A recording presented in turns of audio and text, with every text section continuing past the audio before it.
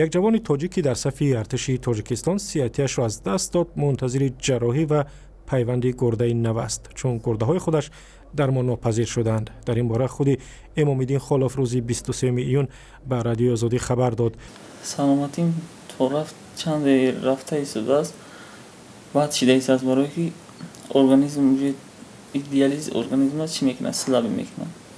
اما حساب یمی نبودن دونر را حساب یمی کم بیزاتی میخوای. نه یک سال شد که میگیم دیالیز گرفته ایم.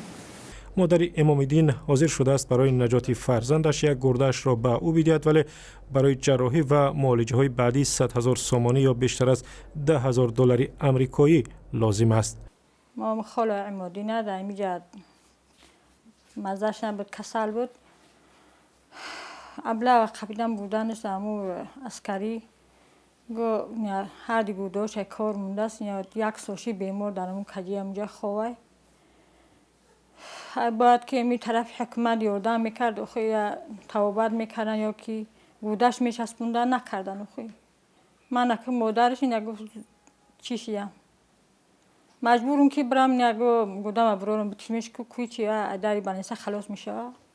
طبیبان گفتند تنها گردای مادر برای پیوند به پسر بیمارش موافقت میکند.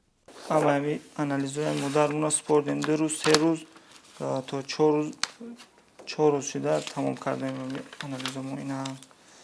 اما همی اصلا که هم انالیزهای مادر مونن که موافقت گرفتن اینه ای تماگرافش های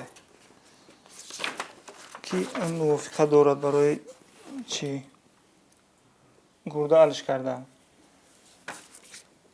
انا حاضر ما تا همه که وقت و همه حساب همه دولت فقط همه دیالیز شه و اپارات دیالیز شه وای میکردن، همه را یاردم کردن. ولی چند ماه شد که همه از خود چیناش از خود همه اپارات خودمون میخریم.